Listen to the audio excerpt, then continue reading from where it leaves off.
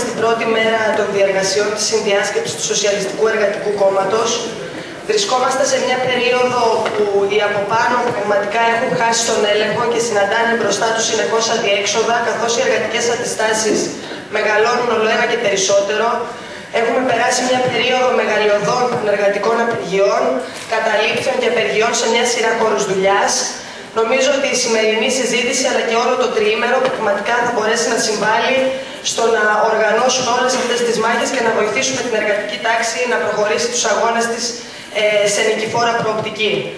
Ευχαριστούμε όλους τους καλεσμένους οι οποίοι έχουν έρθει σήμερα από τους χώρους της αριστεράς, από την Ανταρσία, από διάφορους εργατικούς χώρους και από τις γειτονιές και θα χαρούμε πολύ να παρέμβετε στη συζήτηση την οποία θα ανοίξουμε. Θα υπάρχουν σύντροφοι καθ' όλη τη διάρκεια οι οποίοι θα έχουν χαρτάκια και θα μπορείτε να παίρνετε και να δηλώνετε συμμετοχή στη συζήτηση. Οι τοποθετήσεις θα είναι γύρω στα 5 λεπτά. Θα υπάρχουν τα λαμπάκια στα 4 λεπτά. Θα ανάβουμε το κίτρινο φωτάκι για να υπενθυμίζουμε να τελειώνετε και στα 5 λεπτά θα ανάβει το κόκκινο. Σήμερα η πρώτη συζήτηση έχει τίτλο «Οι μεγάλες προκλήσεις είναι μπροστά μας». Την εισήγηση θα κάνει ο σύντροφος ο Πάνος ο Γκαργάνας. Εγώ ονομάζομαι Παπαμινά Μαργαρίτα, είμαι δασκάλα από τον πυρήνα των Χανίων και θα προσπαθήσω να συντονίσω τη σημερινή συζήτηση. Πριν δώσω το λόγο στον σύντροφο τον Πάνο, να ζητήσω, να παρακαλέσω όλους τους συντρόφους να χαμηλώσετε τα κινητά σας για να διευκολύνουμε τη συζήτηση και να παρακαλέσω να μην καπνίζουμε μέσα στην αίθουσα και να δώσω κατευθείαν τον λόγο στον Πάνο.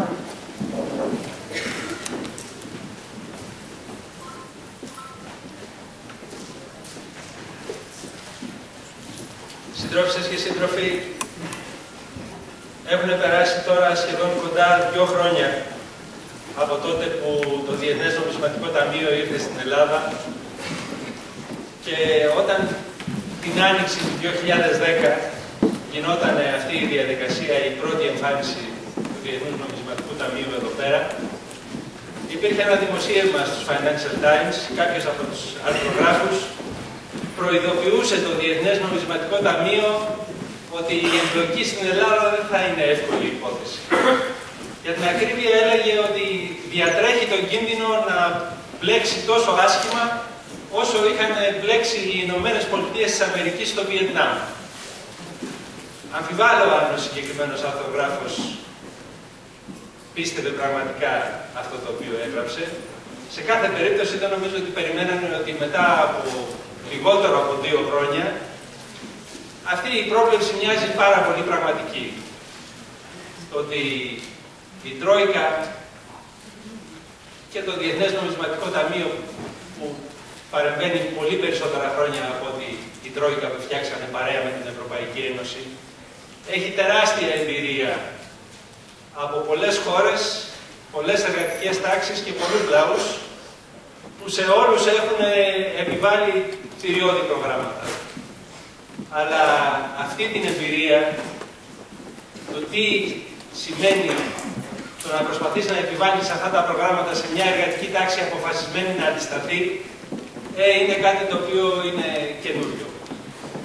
Και μπορούμε να δανειστούμε, πιστεύω, την αναλογία που ανοίξανε οι Financial Times, ότι εδώ θα γίνει το Βιετνάμ του Διεθνούς Νομισματικού Ταμείου και να την πάμε ένα βήμα παραπέρα. Το Φλεβάρι του 1968 οι Βιετκόγκ εξαπέλυσαν την επίθεση της ΤΕΤ, που ήταν η αρχή του τέλους, η αρχή της ήττας για τον Αμερικάνικο υπεριαλισμό στο Βιετνάμ. Φέτος στις 12 Φλεβάρι η Αθήνα πλημμύρισε από οργισμένους απεργούς και διαδηλωτές που στείλανε πολύ καθαρά το μήνυμα ότι ναι, έχετε μπλέξει σε ένα καινούριο Βιετνάμ και ο Φλεβάρης του 2012 είναι σαν το Φλεβάρι εκείνο της ΤΕΤ. Μόνο με μια διαφορά, ότι τώρα πια οι Βιετκόγκ δεν είναι στις ζούγκλες του Βιετνάμ, είναι στη Wall Street, είναι στο Κάιρο, είναι στο Λονδίνο, είναι στη Μαδρίτη, είναι στη Βαρκελόνη και βέβαια είναι στην Αθήνα. Και άρα πιστεύω ότι στις συνθήκες αυτές είναι καλά να θυμηθούμε αυτό το οποίο λέγανε οι σύντροφοι της επαναστατικής αριστεράς στην Ιταλία εκείνη την εποχή. Την εποχή του πολέμου του Βιετνάμ και την εποχή του καυτού φθινόπωρου στην Ιταλία το 1969. Φωνάζανε το σύνθημα «Ανιέλη, την Ινδοκίνα την έχεις μέσα στο εργοστάσιο». Και πιστεύω ότι η χαλιβουργία, η ελευθεροτυπία, τα νοσοκομεία αυτή τη στιγμή μπορούν να λένε «Μάνεση, κουρί», όλα τα καθάρματα μαζί, την Ινδοκίνα την έχετε στο εργοστάσιο, την έχετε στο νοσοκομείο, την έχετε σε όλους τους χώρους δουλειάς. Αυτό πιστεύω πρέπει να είναι το πνεύμα με το οποίο πρέπει να αντιμετωπίσουμε τις συζητήσεις στη φετινή μας συνδιάσκεψη, γιατί η εργατική αντίσταση μας καλεί όλη την αριστερά να είναι στο ύψος των περιστάσεων και οι περιστάσεις είναι τόσο δυνατές, είναι όπως εκείνες τις εποχές που φέρανε το Μάιο του 1968 και με χαρά βλέπουμε τις διαδηλώσεις που γίνονται στις διάφορες πρωτεύουσες της Ευρώπης με σύνθημα «Είμαστε όλοι Έλληνες», όχι γιατί είμαστε περήφανοι ως Έλληνες, αλλά γιατί πιστεύουμε ότι ναι, αναπαράγουμε τα συνθήματα της εποχής του Βιετνάμ, που τότε όλοι ήταν Βιετκόμ. Έτσι πιστεύω είναι το πραγματικό νόημα αυτού του συνθήματος, του κόσμου που βγαίνει στις πλατείες να διαδηλώσει. Χαίρεται γιατί μια εργατική τάξη στην Ευρώπη δίνει στους τραπεζίτες τόσα γερά χτυπήματα όσα τις δίνουν και αυτοί. Και αυτό το απολαμβάνει σίγουρα κάθε εργάτης και κάθε νεολαίος σε όλες τις χώρες της Ευρώπης. Χρειάζεται να δούμε τι πρέπει να κάνουμε για να μπορέσουμε να ανταποκριθούμε σε τέτοιες συνθήκες. Και άρα νομίζω ότι πρέπει να δούμε τα πράγματα με σειρά, αρχίζοντας από τη ρίζα, αρχίζοντας από την οικονομική κρίση, γιατί στη βάση των εξελίξεων είναι ασφαλώς το γεγονός ότι βρισκόμαστε στη μεγαλύτερη κρίση από την εποχή της δεκαετίας του 30. Δεν είναι κρίση χρέους, παρόλο που όλο και περισσότερο θέλουν να την εμφανίζουν σαν τέτοια. Είναι κρίση του καπιταλισμού και είναι το υπόβαθρο για να μπορούμε να κάνουμε την εκτίμηση ότι ούτε το νέο μνημόνιο θα δουλέψει. Βρισκόμαστε αυτές τις μέρες στο σημείο όπου πλέον έχουν υπογράψει όλοι ότι το πρώτο μνημόνιο απέτυχε, ότι δεν απέδωσε αυτά τα οποία περιμένανε από τη δικιά τους τη μεριά και είναι υποχρεωμένοι να κάνουν ένα δεύτερο πακέτο διάσωσης, υποτίθεται, για την ελληνική περίπτωση. Στην πραγματικότητα, όπως δεν δούλεψε το πρώτο, δεν θα δουλέψει και το δεύτερο. Όχι μόνο γιατί υπάρχει η αντίσταση της εργατικής τάξης, που γίνεται δυνατότερη, αλλά γιατί υπάρχει η ίδια η κρίση του συστήματος που δεν δουλεύει. Αυτό είναι ένα βασικό κρατούμενο που χρειάζεται να έχουμε υπόψη μας για να μπορούμε να εξετάζουμε, να αναλύουμε τις εξελίξεις, ότι η κρίση είναι του ίδιου του συστήματος και αυτό πια έχουν περάσει 5 χρόνια από το καλοκαίρι του 2007 και άμα γυρίσετε να ρίξετε μια ματιά πίσω αυτή την πενταετία, θα δούμε χρόνο με το χρόνο να συμβαίνει το εξής παράξενο. Οι προβλέψεις και οι εκτιμήσεις των μαρξιστών να έχουν μεγαλύτερη ακρίβεια από ό,τι έχουν οι προβλέψεις και οι εκτιμήσεις των υψηλότερων κύκλων των οικονομολόγων που μπορεί να συσπυρώσει η αστική τάξη σε οποιαδήποτε χώρα. Το καλοκαίρι του 2007 λέγανε ότι ήταν μια τραπεζική κρίση στην Αμερική. Η Μέρκελ το έλεγε αυτό. Δεν πρόκειται να ακουμπήσει στην Γερμανία, δεν πρόκειται να ακουμπήσει στην Ευρώπη. Το πρόβλημα το έχουν οι αμερικάνικες τράπεζες. Τώρα ξέρουμε ποιος έχει το πρόβλημα. Στη συνέχεια, άρχισε η διαδικασία το ότι το πρόβλημα είναι ελληνικό. Ότι είναι μια χώρα που σπατάλησε τα δάνεια τα οποία έπαιρνε και γι' αυτό ουσιαστικά αν υπάρξει λιτότητα στην Ελλάδα, δεν θα χρειαστεί να υπάρξει πουθενά αλλού. Για την ακρίβεια, το 2010 Όταν ήρθε το Διεθνές Νομισματικό Ταμείο, η πρόβλεψη της Τρόικας ήταν ότι το 2012 η Ελλάδα θα επέστρεφε στις αγορές. Θα είχε λύσει το πρόβλημα χρέους και θα μπορούσε ξανά να δανείζεται ελεύθερα στην τραπεζική αγορά. Τώρα ξέρουμε πολύ καλά ότι εκείνη η εκτίμηση ήταν λαθεμένη. Και ούτω καθεξής. Δεν νομίζω ότι χρειάζεται να επαναλάβω όλες τις προβλέψεις της πενταετίας και πόσο έξω πέσανε. Ενώ αντίθετα από την άλλη μεριά, όπου και να κοιτάξουμε στους κύκλους της μαρξιστικής αριστεράς, θα θυμηθούμε όχι τον Chris Harman, που από τη δικιά μας τη μεριά έδινε τις διαστάσεις αυτής της κρίσης, τον David Harvey στην Αμερική, που σε μια συνέντευξή του έλεγε ότι κάποιες στιγμές είχα φτάσει να απορώ πώς το διάλογο συνεχίζει αυτό το σύστημα, ενώ έχει όλα αυτά τα προβλήματα και όλες αυτές τις αντιφάσεις. Είχε κοντέψει να τρελαθεί ο άνθρωπος όσο κράταγε η δεκαετία του 2000. Μέχρι το καλοκαίρι του 2007. Και από εκεί και πέρα, όλες οι εκτιμήσεις ότι η κρίση δεν είναι τραπεζική, ότι η κρίση δεν είναι χρέος, ότι η κρίση είναι του ίδιου του συστήματος, ότι δεν είναι αμερικάνικη, δεν είναι ευρωπαϊκή, είναι παγκόσμια. Είναι βήμα το βήμα. Ουσιαστικά έχουν επαληθευτεί και μας δίνουν την αυτοπεποίθηση να μπορούμε να λέμε ότι πραγματικά υπάρχει πρόβλημα από τη δικιά τους τη μεριά, δεν θα μπορέσουν να ξεπεράσουν την κρίση, ούτε με αυτά τα βάρβαρα μέτρα που περιλαμβάνει το μνημόνιο νούμερο 2, ακόμα και αν θα γενικεύσουν σε όλη την Ευρώπη. Κοιτάξτε, το πρόβλημα μόνοι τους μιλάνε αυτή τη στιγμή ότι για να ξεφύγουν από την παγίδα του χρέους χρειάζεται ανάπτυξη. Και η εικόνα είναι ότι ό,τι και να κάνουν, η ανάπτυξη δεν έρχεται. Τώρα, πριν από τα Χριστούγεννα, η Ευρωπαϊκή Κεντρική Τράπεζα έριξε 500 δισεκατομμύρια ευρώ στο τραπεζικό σύστημα. Και όλοι χειροκροτήσανε το ότι έγινε μια τέτοια ένεση προς το τραπεζικό σύστημα, το ότι θα οδηγήσει τα πράγματα στην κατεύθυνση της ανάκαμψης, της ανάπτυξης και πάει λέγοντας. Η πραγματικότητα είναι ότι τα λεφτά δεν πάνε για την ανάπτυξη. Τα λεφτά πάνε στην κερδοσκοπία. Αυτό το οποίο έχει γίνει τους τελευταίους μήνες είναι μια διεθνής ανάκαμψη στα χρηματιστήρια. Ακόμα και το ελληνικό χρηματιστήριο, που είχε φτάσει στις 600 μονάδες, έκανε ανάκαμψη. Ανέβηκε στις 800. Αλλά είναι φούσκα. Είναι αέρας.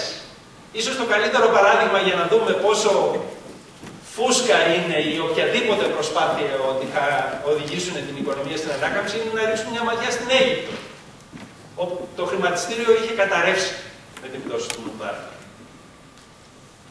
Τώρα, στην παγκόσμια κλίμακα των χρηματιστήριων, προηγείται στην ανάκαμψη το χρηματιστήριο του Καΐρου. Έχει άνω το 48%. Όποιος πιστεύει ότι αυτό είναι γιατί η οικονομία της Αιγύπτου περνάει άνθηση, κακό του κεφαλιού του. Είναι το καλύτερο παράδειγμα ότι ουσιαστικά όλη αυτή η διαδικασία οδηγεί σε σπέκουλα, οδηγεί σε καινούριες φούσκες, οι οποίες δεν είναι σε θέση να ξεπεράσουν το πρόβλημα. Και γι' αυτό δεν χρειάζεται να έχεις τρομακτικές αναλύσεις για το γιατί θα αποτύχει και το μνημόνιο νούμερο 2. Υπάρχει ένα απλό νούμερο. Η ανάλυση που λέει ότι με το μνημόνιο νούμερο 2, άμα επιβάλλουν τις θυσίες, θα μειώσουν το χρέος να γίνει βιώσιμο στο 120% του ΑΕΠ το 2020, στηρίζεται σε μια υπόθεση ότι μετά το 2013 η ελληνική οικονομία θα αρχίσει να τρέχει με ρυθμό ανάπτυξης 3%.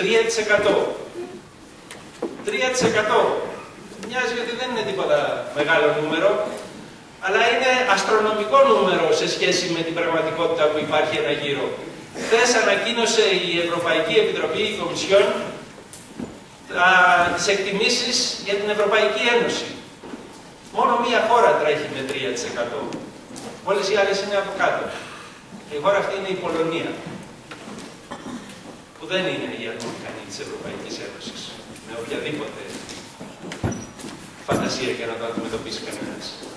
Οι υπόλοιπες είναι 0,6, 0,7, μέχρι 1, 1,5, όσες δεν είναι σε αρνητική, σε ύφεση, που είναι η Ελλάδα, που είναι η Ιταλία, που είναι η Ισπανία, που είναι η Πορτογαλία και πάει λέγοντας. Άρα, πραγματικά, όσο αφορά τη διάσταση της οικονομικής κρίσης, είναι βαθιά, είναι μακρόσυρτη, είναι αδιέξοδη. Όλα τα παραμύθια, ότι άμα γίνουν οι θυσίες στο βάθος, αυτά που έλεγε ο Παπαδήμος, ότι βραχυχρόνια, τα πράγματα είναι άσχημα, είναι ένα πικρό ποτήρι. Αλλά μεσοπρόθεσμα, αυτά θα οδηγήσουν σε ανάκαμψη. Είναι παραμύθι, δεν πατάει πουθενά, η κρίση έχει διάρκεια, η οικονομική κρίση δεν έχει ορατή διέξοδο στο άμεσο μέλλον. Από εκεί και πέρα, η κρίση δεν είναι μόνο οικονομική. Χρειάζεται να έχουμε στο μυαλό μας τη διάσταση ότι τα προβλήματα, όχι μόνο του ελληνικού καπιταλισμού, αλλά ειδικά για την Ελλάδα που μας ενδιαφέρει, δεν είναι μόνο οικονομικά. Η άρχουσα τάξη έχει να αντιμετωπίσει και πρόβλημα πολιτικής κρίσης. Και δεν συγκαλύπτεται αυτό με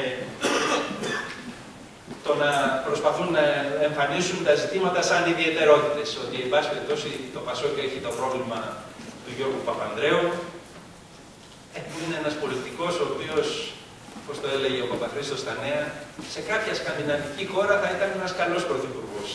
Αλλά εδώ είναι Βαλκάνια, δεν σηκώνει τέτοια πράγματα. Κούνια που τον εκούνεγε. Αντί το πρόβλημα είναι ότι ο Γιωργάκης ήταν πολύ μοντέρνος και αεράτος και αυτό ήταν το πρόβλημα για να κυβερνήσει την Ελλάδα. Η πραγματικότητα είναι ότι έχουν ένα πολιτικό σύστημα σε κατάρρευση. Ότι το Πασόκ έχει πάθει ουσιαστικά διάλυση. Και μέσα σε ελάχιστους μήνες καταφέρανε τη διάλυση να τη μεταφέρουν στη Νέα Δημοκρατία, η οποία ήταν υποτίθεται η εναλλακτική λύση. Αυτή τη στιγμή, σήμερα η Νέα Δημοκρατία διασπάστηκε και επίσημα. Ιδρύθηκε το κόμμα του Καμένου. Και άρα βρίσκονται σε μια κατάσταση που, όπως ήταν η Ιταλία στις αρχές της δεκαετίας του 90, που κατέρεε η χριστιανοδημοκρατία και το κόμμα του Κράξι, μόνο που δεν έχουν κανένα Μπερλουσκόνι έτοιμο στη γωνία να τον βγάλουν, ας πούμε, σαν άσο από το μανίκι. Έχουν μια πολιτική κρίση την οποία είναι πάρα πολύ δύσκολο να την συμμαζέψουν. Και δεν δουλεύουν και οι εναλλακτικές λύσεις. Το ζήτημα της κυβέρνησης τεχνοκρατών, μόνοι τους λένε. Στην Ιταλία κάτι γίνεται με το Μόντι. Στην Ελλάδα ο Παπαδήμος δεν πάει πουθενά. Η πρόταση του Σόιμπλε να αναβάλουν τις εκλογές κράτησε 2-24 ώρα. Και μόνοι τους καταλαβαίνουν ότι θα κάνουν την κατάσταση ακόμα πιο εκρηκτική αν προσπαθήσουν να πάνε σε τέτοιου είδους διαδικασίες, γιατί στην πραγματικότητα έχουν ανάγκη από αστικά πολιτικά κόμματα που να μπορούν να έχουν αξιοπιστία, να χειραγωγούν την εργατική τάξη. Τους λείπει αυτό το εργαλείο και γι' αυτό η κρίση είναι πιο βαθιά, είναι και οικονομική και πολιτική. Ο παράγοντας όμως που παίζει το μεγαλύτερο ρόλο δεν είναι τα αντικειμενικά προβλήματα του συστήματος και της άρχουσας τάξης. Το μεγαλύτερο ρόλο το παίζουν τα προβλήματα της εργατικής τάξης. Και αυτό είναι το στοιχείο στο οποίο χρειάζεται στις αναλύσεις μας και στις εκτιμήσεις μας να σταθούμε περισσότερο απ' όλα. Η πραγματική δύναμη για τη δικιά μας τη μεριά είναι τα προχωρήματα της εργατικής τάξης. Και αυτά είναι πολύ πραγματικά, είναι πολύ υπαρκτά. Ουσιαστικά πρέπει να μιλάμε για άλματα τα οποία έχουν γίνει μέσα στην εργατική τάξη στα τελευταία 2 χρόνια. Άλματα, γιατί ξέρουμε πολύ καλά Στην Ελλάδα ποτέ δεν λείψανε οι απεργίες. Ζούμε στη χώρα η οποία κατήχε το ρεκόρ όταν παλιά καταγράφανε τις απεργίες σαν χαμένες μέρες εργασίας. Έτσι λειτουργούσε η στατιστική υπηρεσία στα Υπουργεία Εργασίας σε όλες τις χώρες και στην Ελλάδα.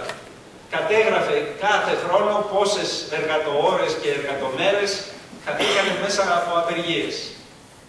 Η χώρα στην Ευρώπη που κατήχε την πρώτη θέση μέχρι που σταμάτησαν, τη διέλυσαν αυτή τη στατιστική υπηρεσία. Πάψαν να μετρούν πόσες μέρες κάνουν με απεργίες. Ήταν η Ελλάδα. Αλλά κάθε απεργία δεν είναι ίδια. Απεργίες άγριες είχαμε στη μεταπολίτευση. Μετά για πολλά χρόνια, στη δεκαετία του 80 και στη δεκαετία του 90, είχαμε γραφειοκρατικά ελεγχόμενες απεργίες. Είχαμε 24 ώρες απεργίες, τις οποίες τις κήρυσε η ΓΕΣΕΕ ή η ΑΔΔ ή και οι δυο μαζί. Ο κόσμος απεργούσε. Αλλά εκτός από το να απεργήσει και να μην πάει στη δουλειά τη μέρα της απεργίας, μπορεί και να μην έκανε και τίποτα άλλο. Ή λίγα πράγματα. Ή μια μικρή μειοψηφία να είχε κάποια ενεργή συμμετοχή στην απεργία. Αυτό είναι το στοιχείο το οποίο έχει αλλάξει τα τελευταία 2 χρόνια. Και έχουμε φτάσει στο σημείο οι απεργίες τώρα να θυμίζουν τις απεργίες της μεταπολίτευσης. Και αυτό δεν είναι σχήμα λόγου. Είναι πραγματικό. Άμα ρωτήσουμε πότε ήταν η προηγούμενη φορά που οι χαλιβουργοί κάνανε απεργία διαρκείας, πρέπει να γυρίσουμε στη μεταπολίτευση.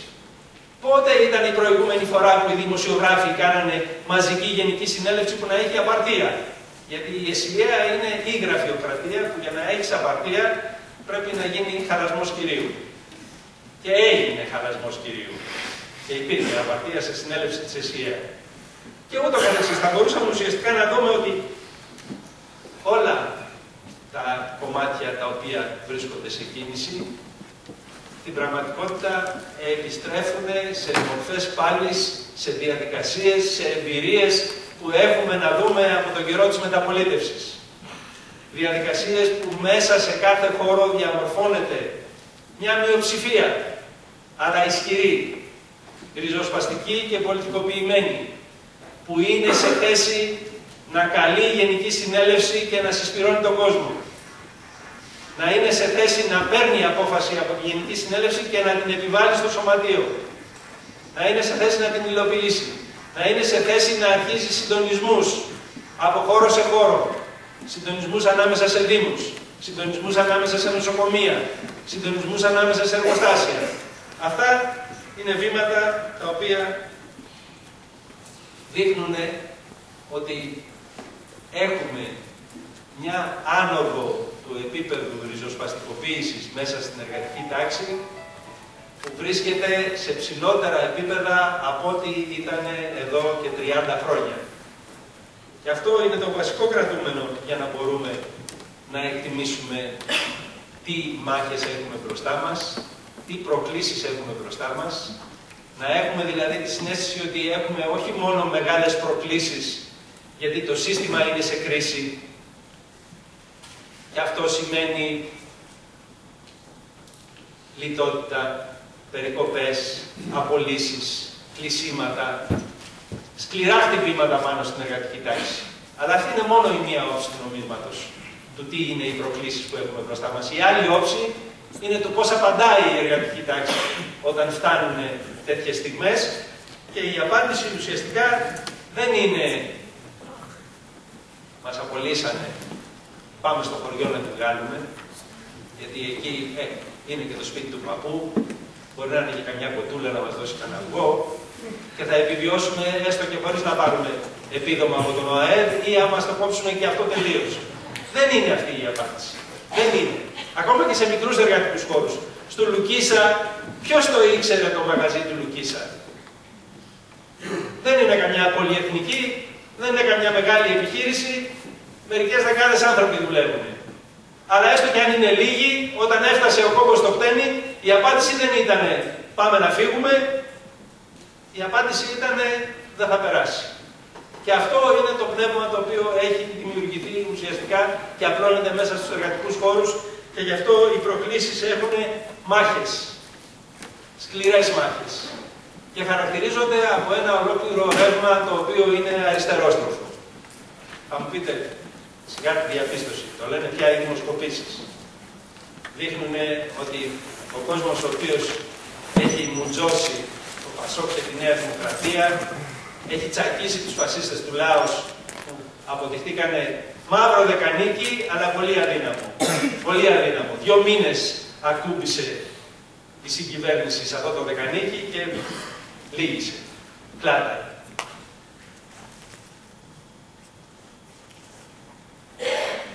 Αυτού του είδους τα λυγίσματα έχουν να κάνουν ακριβώς με το ότι έχει διαμορφωθεί, υπάρχουν τα πολιτικά προχωρήματα της εργατικής τάξης.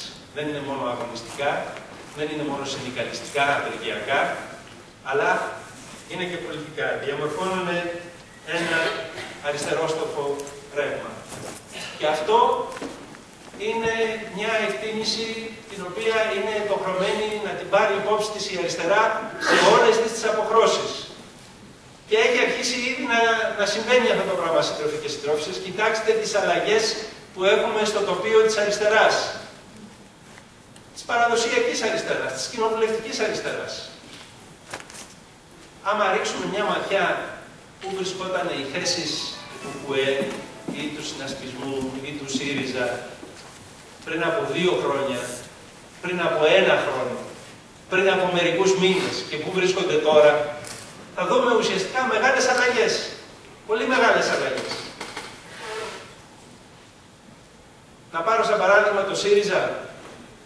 Όλοι ξέρουμε ότι είναι η συνιστόσα της αριστεράς στην Ελλάδα που είναι Ευρώπη και ξερό ψωμί. Η Ευρωπαϊκή Ένωση είναι το Ευαγγέλιο. Είναι η ελπίδα των λαών. Πού την αναφέρει την Ευρωπαϊκή Ένωση τώρα ο ΣΥΡΙΖΑ? Είναι όπως με τα καθεστώτα του υπαρκτού σοσιαλισμού. Η υπαρκτή Ευρωπαϊκή Ένωση είναι να μην την ακουμπάς με τίποτα. Φτώχεια, μιζέρια, λιτότητα, αντιδημοκρατικά μέτρα.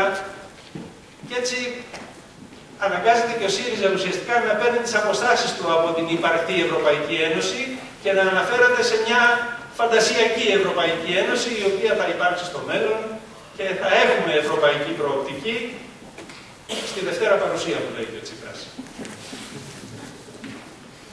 Τα ίδια ισχύουν για το ΚΚΕ. Τα ίδια ισχύουν για το ΚΚΕ. Να θυμηθούμε τι έλεγε η ηγεσία του ΚΚΕ όταν η Ανταρσία άρχισε να μιλάει για το αντικαπιταλιστικό πρόγραμμα. Όταν υπήρξαν αναφορές ότι πρέπει να πάμε για διαγραφή του χρέους. Πέσανε οι κεραυνοί κατά του οπορτουνισμού και σύστηκε το στερέωμα. Ότι αυτά είναι ρεφορμισμοί, είναι οπορτουνισμοί και πάει λέγοντας. Τώρα τι λέει το ΚΚΕ? Διαγραφή του χρέους και εργατική εξουσία. Αυτά είναι αλλαγές τις οποίες τις έχει προκαλέσει η στροφή του κόσμου προς τα αριστερά και η ριζοσπαστικοποίηση και που χρειάζεται να τις πάρουμε υπόψη μας γιατί είναι αλλαγές καλοδεχούμενες. Θέλουμε την αριστερά να στρίβει προς τα αριστερά.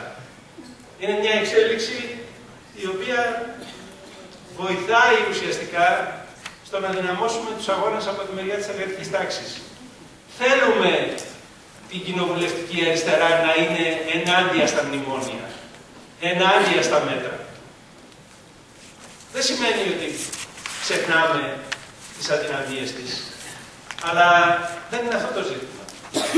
Το ζήτημα είναι ότι όταν έχει σχέση με όλον αυτόν τον κόσμο που παλεύει και αυτός ο κόσμος προχωράει προς τα αριστερά, οι ηγεσίες είναι υποχρεωμένες να διατηρήσουν τη σχέση τους και την αναφορά τους με αυτόν τον κόσμο και να προσαρμοστούν και αυτό είναι θετική εξέλιξη. Αυτό ισχύει ακόμα και για τον Κουβέλη. Ο Κουβέλης έφυγε από τον συνασπισμό για να πάει πού? Στη συνεργασία με τον Πασόκ. Και πού βρίσκεται τώρα? Στην αντιπολίτευση. Αυτό είναι μια εξέλιξη η οποία είναι κρατούμενο για τις δυνατότητες που έχουμε ουσιαστικά να προχωρήσουμε τα πράγματα παραπέρα. Το να προχωρήσουμε τα πράγματα παραπέρα είναι στόχος το επόμενο διάστημα δεν μας αρκεί η ποσοτική άνοδος της αριστεράς, παρόλο που τη χαιρετίζουμε και την καλωσορίζουμε. Θέλουμε ποιοτικές αλλαγές στην αριστερά. Θέλουμε προχωρήματα και αυτό σημαίνει, έχει δύο σκέλη. Το πρώτο σκέλος είναι το τι σχέση έχει η αριστερά με τους εργατικούς χώρους. Στην πραγματικότητα, έτσι όπως έχουν έρθει τα πράγματα, το κυριότερο ζήτημα που ανοίγει είναι το ρίζωμα της αριστεράς μέσα στους εργατικούς χώρους, η σύνδεση με τις μορφές οργάνωσης μέσα στους εργατικούς χώρους που έχουν αρχίσει να εμφανίζονται. Όταν υπάρχουν εργασιακές επιτροπές, απεργιακές επιτροπές, πάσης φύσεως μορφές οργάνωσης που γενικά μπορούμε να τις πούμε εργατικές επιτροπές βάσης. Αυτά είναι προχωρήματα πάνω στα οποία μπορεί να χτιστεί μια διαφορετική σχέση της αριστεράς με τον κόσμο που αγωνίζεται. Και έχει σημασία σαν άμεση προοπτική. Αν μιλάμε για να μην περάσουν οι λαϊλασίες του μνημόνιου στους μισθούς, στις συντάξεις, στις δουλειές, στις ΔΕΚΟ, σε όλα όσα είναι μέσα στο πρόγραμμα, αυτά είναι μάχες οι οποίες θα κριθούν ουσιαστικά σε όλα αυτά τα μέτωπα, βήμα το βήμα. Και άρα το πόσο υπάρχουν οργανωμένα κομμάτια της εργατικής τάξης που είναι σε θέση να πούνε «Μολόναβε, άμα θέλετε να πάρετε τον οργανισμό εργατικής κατοικίας και να αφήσετε 85.000 εργατικές οικογένειες ξεσπίτωτες, ελάτε να τον πάρετε». Εμείς δεν τον παραδίνουμε. Κάνουμε κατάληψη και το παλεύουμε. Αυτό είναι χαρακτηριστικό παράδειγμα. Τέτοιες μάχες πρέπει και μπορούμε να έχουμε σε όλους τους χώρους. Θέλετε να συγχωνεύσετε νοσοκομεία, ελάτε να τα πάρετε. Δεν θα σας τα παραδώσουμε, μπορούμε και να τα κουμαντάρουμε μόνοι μας, όπως λέει το Κιλκής. Αν είναι δυνατόν να κάνουν αυτοδιαχείριση στο νοσοκομείο του Κιλκής, διάλογο μπορούν να γίνουν στα νοσοκομεία του Λεκανοπέδιου. Αρκεί αυτές τις μορφές οργάνωσης να υπάρχει μια αριστερά η οποία είναι διατεθειμένη να έχει σχέση μαζί τους και να τη στηρίζει. Και άρα το πρώτο σκέλος ουσιαστικά έχει να κάνει με αυτό. Το ότι για να υπάρξει ποιοτικό προχώρημα της αριστεράς και όχι μόνο ποσοτικό, χρειάζεται μια αριστερά η οποία είναι σε θέση να αγκαλιάζει αυτές τις μορφές οργάνωσης, να τις στηρίζει, να τις αναδεικνύει πολιτικά, να τις συντονίζει, να τις βοηθάει να περπατήσουν. Και το δεύτερο σκέλος είναι ότι αυτές οι μάχες θέλουν πολιτική κάλυψη. Θέλουν πρόγραμμα. Θέλουν αντικαπιταλιστικό πρόγραμμα. Και εδώ είναι ουσιαστικά πολύ ξεκάθαρα τα πράγματα. Δηλαδή, το δίλημμα που βάζει ο Παπαδήμος, κούρεμα ή χρεοκοπία. Το γυρίζουμε ανάποδα. Όχι στο κούρεμα, διαγραφή του χρέους. Έξοδος από το ευρώ είναι καταστροφή. Το γυρίζουμε ανάποδα. Ρήξη με το ευρώ και την Ευρωπαϊκή Ένωση. Ιδιωτικοποιήσεις. Όχι στο ξεπούλημα. Δημόσιο έλεγχο στο τραπεζικό σύστημα σε όλες τις πρώην ΔΕΚΟ, όχι μόνο να μην πουληθούν όσες είναι στον κατάλογο, αλλά και να επιστρέψουν κάτω από δημόσιο έλεγχο όσες πουληθήκαν το προηγούμενο διάστημα. Και δεν είναι μόνο τα οικονομικά αιτήματα του αντικαπιταλιστικού προγράμματος, είναι και τα πολιτικά αιτήματα. Στα ζητήματα δημοκρατίας έχουμε ανοιχτεί μια ολόκληρη μάχη. Πού θα πάει παρακάτω η ιστορία?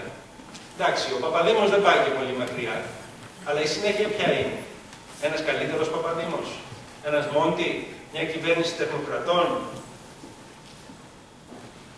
Η υλοποίηση των μνημόνιων με τα ΜΑΤ να είναι στρατοπεδεμένα μόνιμα γύρω από τη Βουλή, με τους φασίστες, όχι πια του Λάος και τις γραβάτες, αλλά της Χρυσής Αυγής με τα παλούκια να είναι στρατοπεδεμένοι δίπλα στα ΜΑΤ.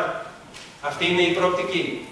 Όχι, η απάντηση είναι ότι η αριστερά μαζί με όλο αυτόν τον κόσμο έχει να δώσει και τη μάχη της δημοκρατίας για να μην περάσουν όλα αυτά τα πράγματα. Και όχι μόνο να μην περάσουμε, αλλά και να τα γυρίσουμε ανάποδα. Όχι μόνο αρνούμαστε την οποιαδήποτε μείωση της δημοκρατίας, την αναβολή των εκλογών του Σόιμπλε ή την κοινή δράση των ΜΑΤ με τη Χρυσή Αυγή, αλλά διεκδικούμε και το βάθος της δημοκρατίας. Να φτάσει εκεί όπου δεν έχει φτάσει ποτέ στο παρελθόν, στους χώρους δουλειάς. Να μετατραπεί σε εργατικό έλεγχο στις τράπεζες, στα εργοστάσια που κλείνουν, στα μέσα μαζικής ενημέρωσης, για να έρθουμε και σε παραδείγματα τα οποία δείχνουν ότι όλα αυτά δεν είναι φαντασιακά αιτήματα μιας εξτρεμιστικής αριστεράς, αλλά πολύ πραγματικά. Πολύ πραγματικά. Ελευθεροτυπία ή θα είναι στα χέρια των εργαζόμενων ή δεν θα υπάρχει. Και αυτό είναι κάτι το οποίο το διεκδικούμε ουσιαστικά σε όλους τους χώρους και γενικευμένα και κεντρικά, για όλη την κοινωνία.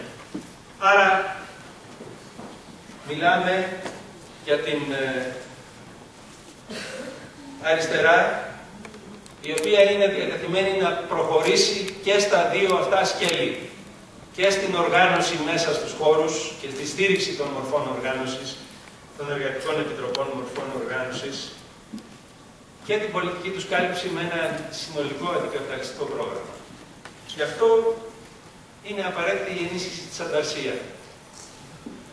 Έχει όνομα το τι σημαίνει ποιοτικό και όχι μόνο ποσοτικό προχώρημα της αριστεράς μέσα στο επόμενο χρονικό διάστημα.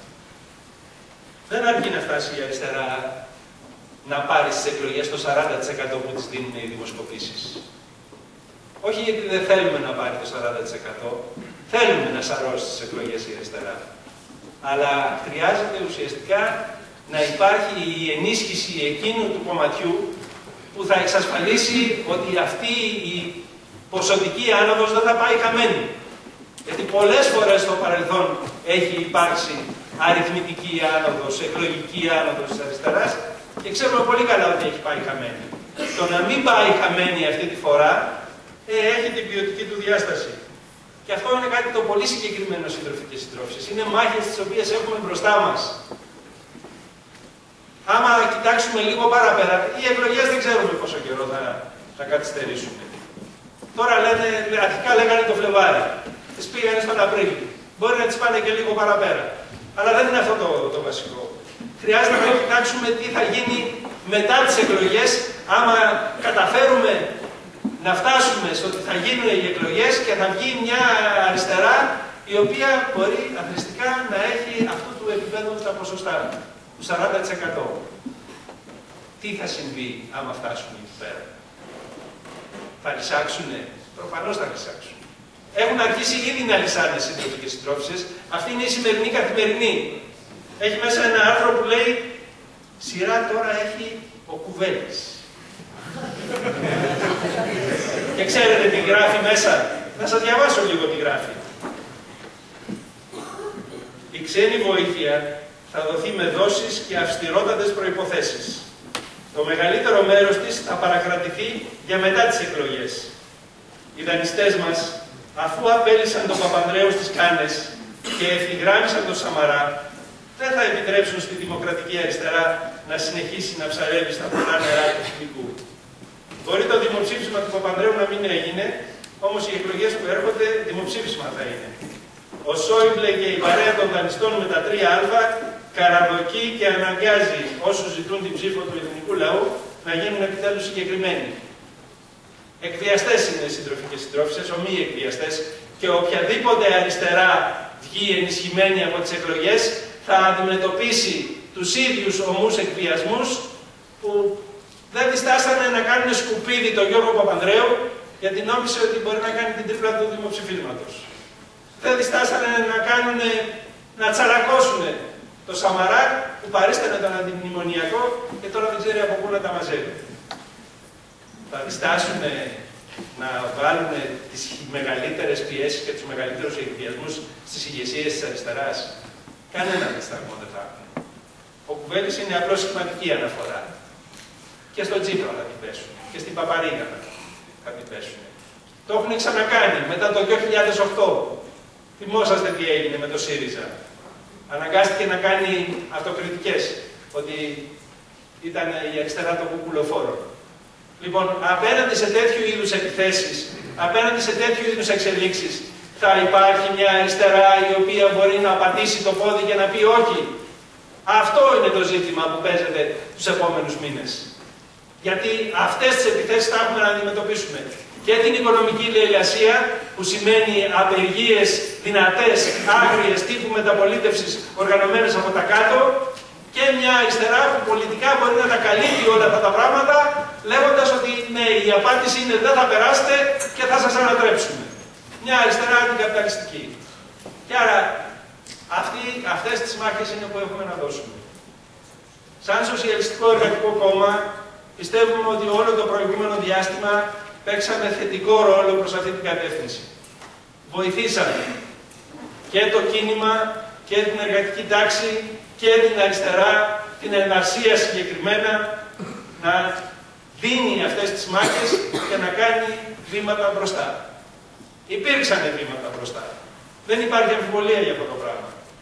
Αυτό το οποίο διεκδικούμε είναι ότι θα συνεχίσουν να υπάρχουν βήματα μπροστά και άρα από τη δικιά μας τη μεριά το τριήμερο της συνδιάσκεψης του ΣΕΚ είναι αφιερωμένο στο πώς θα φροντίσουμε να υπάρχουν αρκετοί επαναστάτες σε όλα τα σημεία που χρειάζεται, στους χώρους δουλειάς, στις πλατείες, στις εκλογές, στις κάλπες, στα σωματεία, παντού, ώστε να μπορέσουμε να σηκώσουμε αυτές τις προκλήσεις.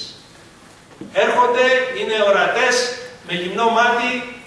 Πιστεύω ότι δεν χρειάζεται να εμπαθύνουμε στην ανάλυση, χρειάζεται να εμπαθύνουμε στο πώς πραγματικά θα ανταποκριθούμε σε αυτές τις προκλήσεις, οργανώνοντας. Είναι το σύνθημα της φετινής συνδιάσκεψης και πιστεύω ότι θα δώσουμε τη μάχη σαν ΣΕΚ και θα βοηθήσουμε όλη την αντικαπιταλιστική αριστερά να ανταποκριθεί στις μεγάλες προκλήσεις.